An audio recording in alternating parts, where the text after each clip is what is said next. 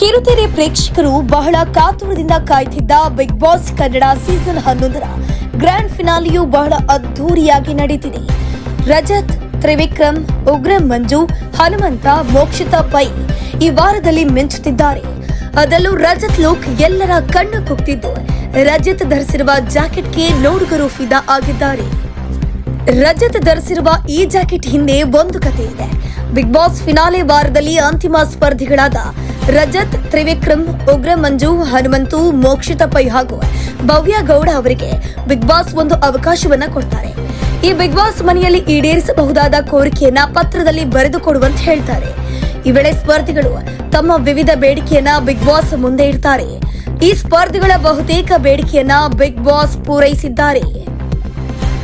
ಈ ಪೈಕಿ ರಜತ್ ಈ ಹಿಂದೆ ವಾರಾಂತ್ಯ ಸಂಚಿಕೆಯಲ್ಲಿ ಕಿಚ್ಚ ಸುದೀಪ್ ಅವರು ಧರಿಸಿದ್ದ ಜಾಕೆಟ್ ಒಂದನ್ನ ಉಡುಗೊರೆಯಾಗಿ ನೀಡುವಂತೆ ಕೇಳಿದ್ರು.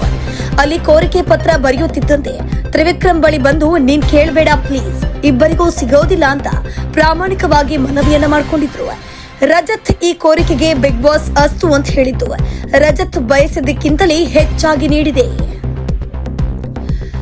ಬಿಗ್ ಬಾಸ್ ಕನ್ನಡ ಸೀಸನ್ 11ರ ಮನೆಯೊಳಗೆ ಅತಿಥಿಯಾಗಿ ಹೋದ ಬಿಗ್ ಬಾಸ್ನ ಮಾಜಿ ಸ್ಪರ್ಧಿ ಹಾಗೂ ನಟ ರಾಜೀವ್ ಏನೇ ಕೇಳಿದ್ರು ಕೇಳಿದಕ್ಕಿಂತ ಹೆಚ್ಚಿದ್ದನ್ನ ಕೊಡೋದು ಕಿಚ್ಚ ಸುದೀಪ್ ಅಂತ ಬಿಗ್ ಬಾಸ್ ಕನ್ನಡ ಸೀಸನ್ 11ರ ಮೊದಲ ದಿನ ಧರಿಸಿದ್ದ ಗೋಲ್ಡ್ ಬಣ್ಣದ ಜಾಕೆಟ್ ಅನ್ನ ರಜತ್ಗೆ ಗಿಫ್ಟ್ ಆಗಿ ನೀಡ್ತಾರೆ.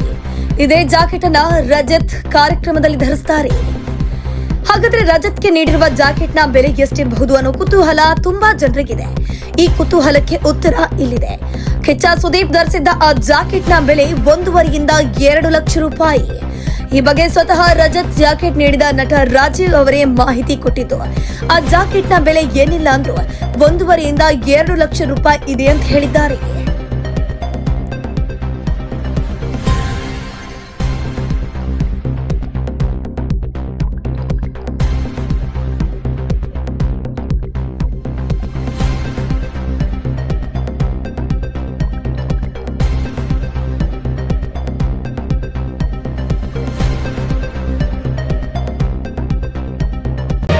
ಮತ್ತಷ್ಟು ಸುದ್ದಿಗಳಿಗಾಗಿ ನೋಡ್ತಾ ಇರಿ ಪಬ್ಲಿಕ್ ನ್ಯೂಸ್ 24x7. ಇದು ಸತ್ಯದ ಧ್ವನಿ.